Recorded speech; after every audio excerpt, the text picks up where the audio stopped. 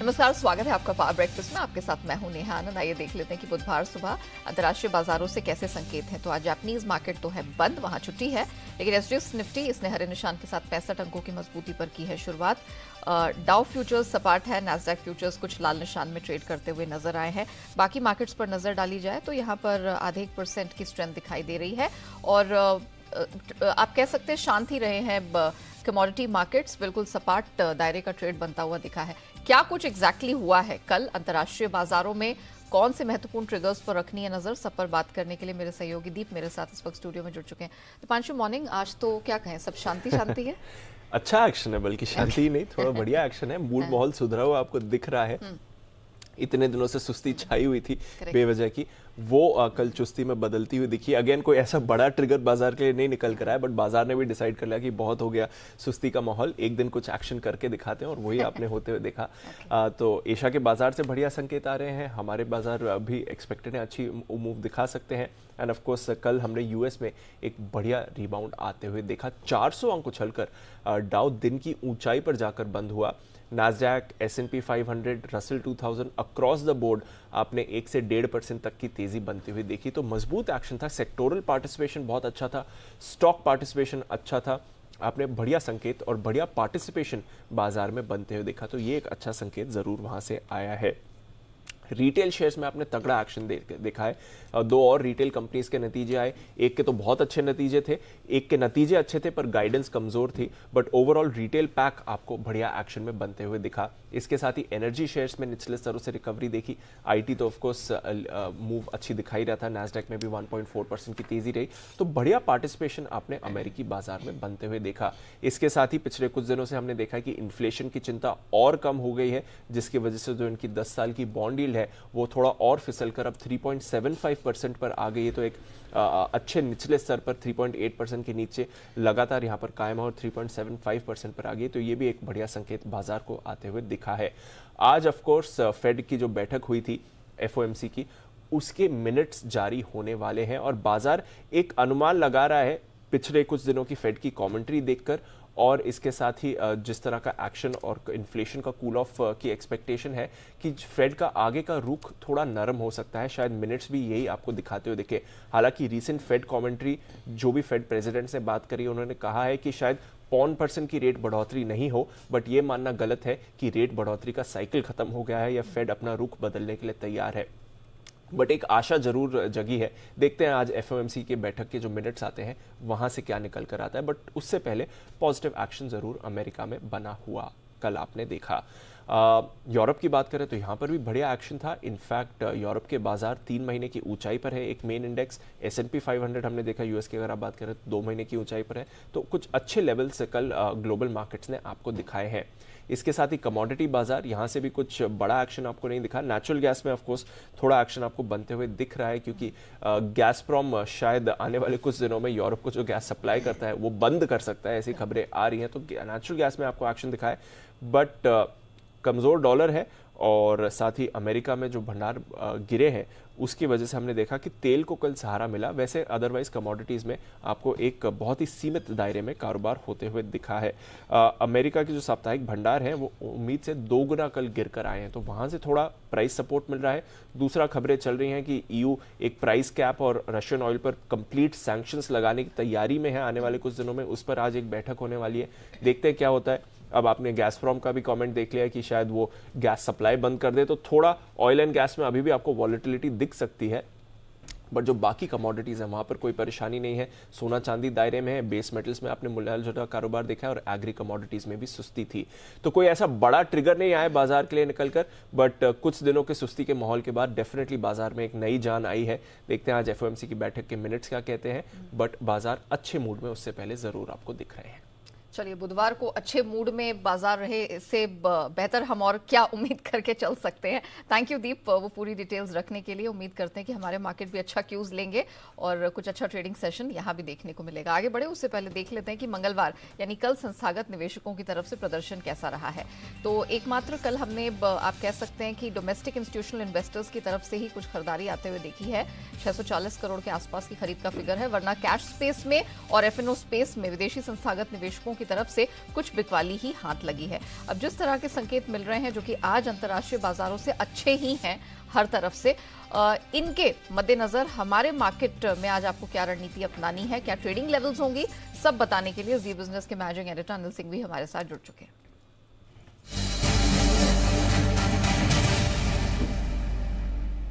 Sir morning, कुछ अच्छे संकेत मिलते हुए दिख रहे हैं सर वेडनेसडे मॉर्निंग।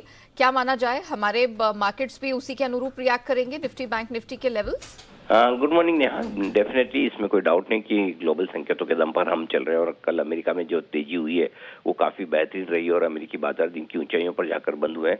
कल थोड़ा अंदाजा लगा था हमें जब सेकंड हाफ में आखिरी 1 घंटे में भारतीय बाजारों ने बढ़िया रिकवरी दिखाई और दिन की ऊंचाइयों पर हमारे बाजार भी बंद हुए, लेकिन कल जो तेजी बनी है अमेरिका में उस पर आज और रिएक्शन आना बाकी है। तो मुझे लगता है कि थोड़ी और तेजी बनेगी और बाजार मजबूती के साथ आगे बढ़ेंगे। सपोर्ट जोन अब आज के लिए जो निफ्टी पर रहेगा वो 18,200 से 18,250 की रेंज का रहेगा और ऊपरी स्तरों पर 18,325 से लेकर 18,400 तक जाने की कोशिश निफ्टी की हो सकती है। वहां से देखेंगे आगे क्या कुछ होता है।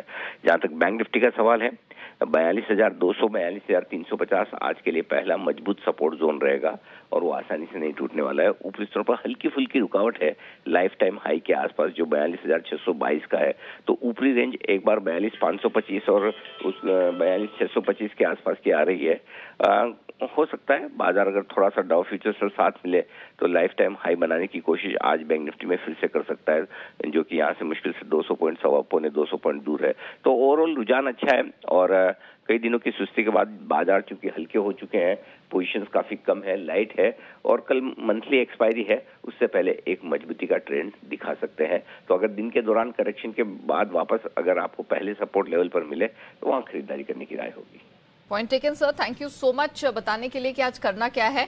तो डेफिनेटली मिड वीक आपके लिए कुछ बेहतरीन खरीदारी के मौके लेकर आ रहा है। सर ने कैटेगोरिकली कहा है कि सपोर्ट लेवल के पास कोई भी डिप, कोई भी करेक्शन आपके लिए खरीद का मौका होगा। 18,200 250 एक सपोर्ट रेंज है निफ्टी में। अपर बैंड 18,450 400 तक स्ट्रेच होता हुआ दिख रहा है। बैंक निफ्टी नए रिकॉर्ड हाइस की तरफ बढ़ता हुआ एक बार फिर से दिख सकता है। 42,200 से 350 सपोर्ट रेंज है और ऊपरी जो सिरा है इसका 42,625 तक स्ट्रेच होता हुआ नजर आ रहा है। तो ट्रेडिंग के लिहाज से एक अच्छा दिन और खरीदारी का दिन हो सकता है। कोई भी करेक्शन खरीद का मौका होगा। आइए अब जान लेते हैं कि खबरों के दम पर किन स्टॉक सेक्टर्स में रहेगा एक्शन। कुशल जुड़ चुके हैं हमारे साथ। कुशल मॉर्निंग, कौन से महत्वपूर्ण ट्रिगर्स हैं और कहां आज आप शॉपिंग बैग तैयार करवा रहे हैं? बिल्कुल, तो काफ़ी सारी खबरें हैं और साथ ही इंपॉर्टेंट ट्रिगर्स भी है आज के दिन में। तो सबसे पहले आज मैं आपको बता दूं कि यहाँ पर जिस तरह के ट्रिगर्स होने वाले हैं, इसमें सबसे पहला तो है कि वित्त मंत्री निर्मला सीतारमण जी मुंबई में आज SBI economics and banking conclave attend करने वाले हैं शाम 6 बजे। तो वहाँ से देखना होगा किस तरह के उनकी जो डिटेल्स हैं वो निकल कर आती हैं। साथ ही यहाँ पर defence minister Rajnath Singh ji ASEAN के डिफेंस मिनिस्टर्स मीटिंग ये अटेंड करने वाले हैं कंबोडिया में। टार्सन प्रोडक्ट्स भी फोकस में देगा कि इसका एंकर लॉक इन जो है वो खत्म होने वाला है। BNB ट्रिपल वॉल कंटेनर्स ये ट्रांसफर होगा SMA प्लेटफॉर्म से NSE मेन बोर्ड पर। इनफैक्ट यहाँ पर S&P BSE इंडाइसेस में कुछ चेंजेस हैं। BSE 100 और सेंसेक्स नेक्स्ट 50 में माइंडट्री हट जाएगा और टाटा LXI जुड़ता हुआ नजर आएगा। IPO में आइनॉक्स ग्रीन की लिस्टिंग होने वाली है। साथ ही एक्स डिविडेंड ट्रेड करेगा हिंदुस्तान जिंक का काउंटर।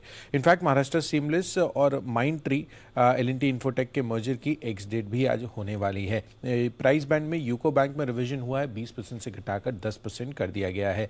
नंबर्स में कल सीमेंस के नंबर्स आए थे। यहाँ पर नंबर्स अच्छे हैं बट अनुमान से कमजोर साइड पर देखने को मिल रहे हैं। इनफैक्ट यहाँ पर कंपनी की आय आप देखिए 4,986 करोड़ का हमारा अनुमान था, उसके मुकाबले 4,331 करोड़ की आय कंपनी ने घोषित की है।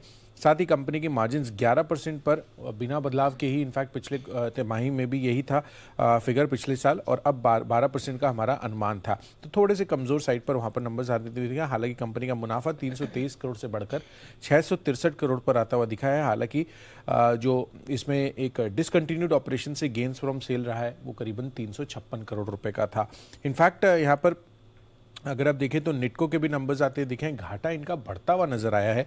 27 करोड़ के घाटे के मुकाबले अब 36 करोड़ का घाटा है और कंपनी की आय भी लगभग 18% गिरती हुई दिखी है। अब खबरों पर आ जाते हैं, जिसमें नायका, यहाँ पर सीएफओ अरविंद अग्रवाल ने इस्तीफा दिया है। 25 नवंबर से इस्तीफा मान्य होगा और अदर अपॉर्चुनिटीज को कंसिडर करने के लिए यहाँ पर इन्होंने ये रिजिग्नेशन डाला है। वेदांता, यहाँ पर तीसरे अंतरिम डिविडेंड को लेकर बोर्ड बैठक हुई थी। 17.5 रुपए प्रति शेयर का अंतरिम डिविडेंड का इन्होंने ऐलान किया है।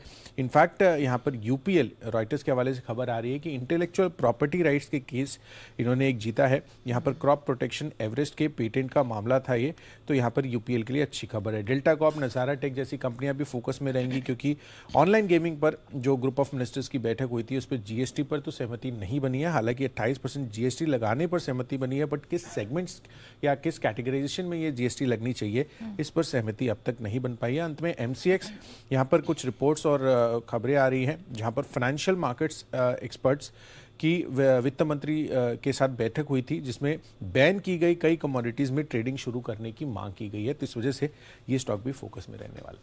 चलिए, तो ये वो लिस्ट है जिस पर आपको फोकस करना है और यहीं पे आपको कमाई का मौका आज दिन भर मिलने वाला है। शुक्रिया कुशल, वो पूरी डिटेल्स दर्शकों के सामने रखने के लिए।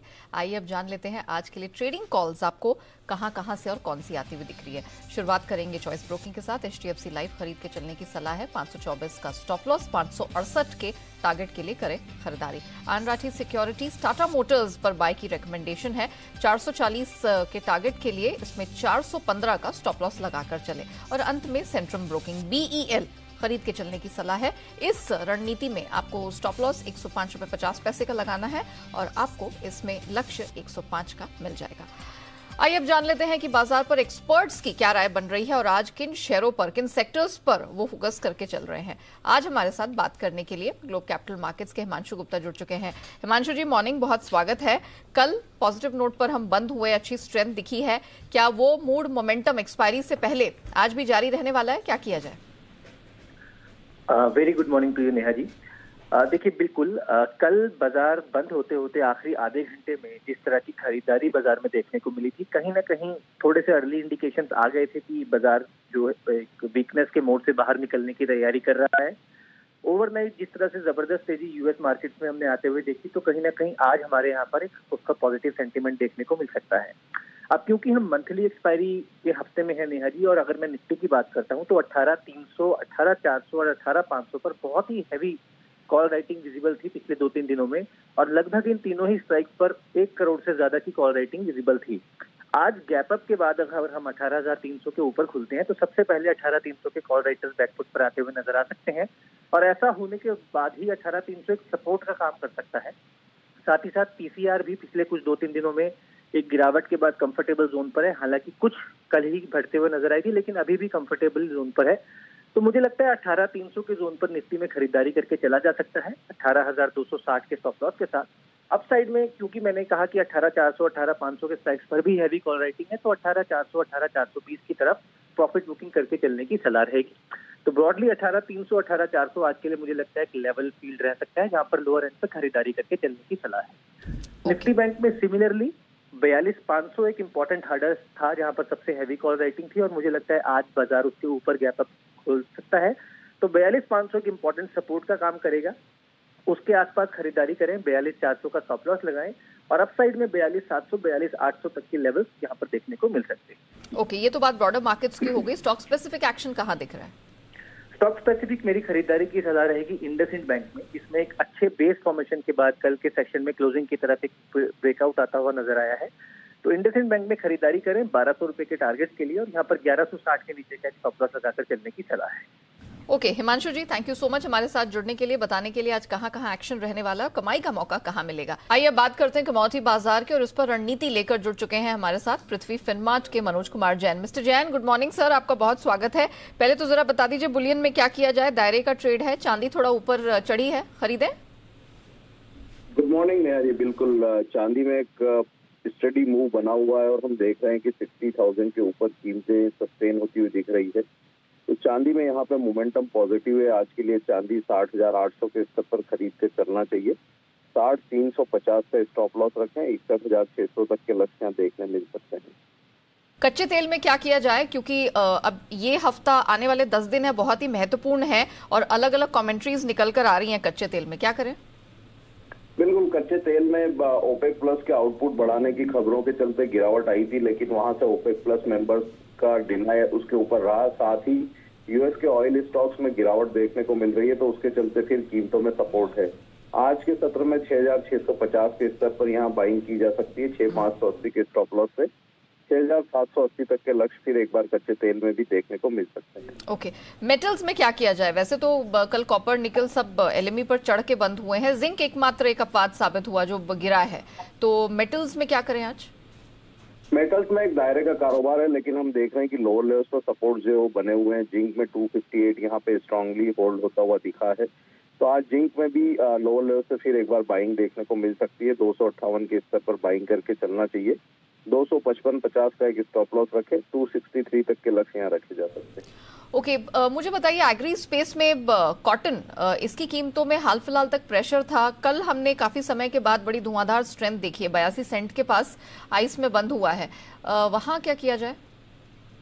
कॉटन में भी लोअर लेवल से रिकवरी आते हुए नजर आई है। हम देख रहे हैं कि 31,000 के जो स्तर है वो M6 कॉटन होल्ड करता हुआ नजर आ रहा है। तो आज भारतीय बाजारों में भी थोड़ी स्ट्रेंथ जो है फिर एक बार देखने को मिल सकती है, यहाँ बाइंग की जा सकती है। ऊपर में 32,200 32,500 तक के लक्ष्य के लिए यहाँ पे कॉटन में भी जो है खरीदारी की सलाह रहेगी। तो जी थैंक यू सो मच हमारे साथ जुड़ने के लिए, बताने के लिए कि कमोडिटी स्पेस में कहां है कमाई के मौके। आइए अब बात करते हैं FIR यानी FII इन्वेस्टमेंट रिपोर्ट्स की।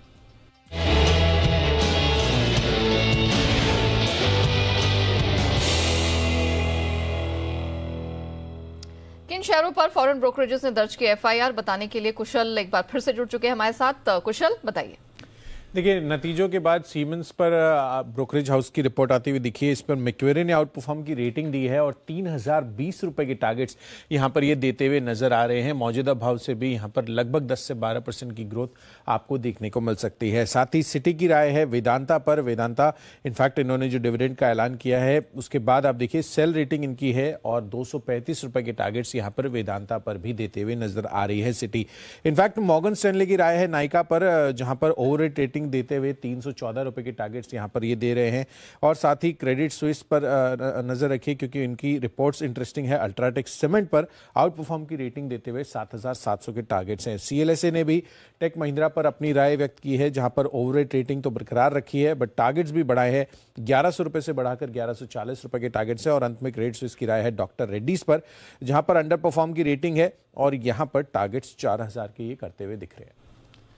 चलिए, तो ये है ब्रोकरेज रिपोर्ट FIR आपके लिए। थैंक यू सो मच कुशल, वो पूरी डिटेल्स दर्शकों के सामने रखने के लिए।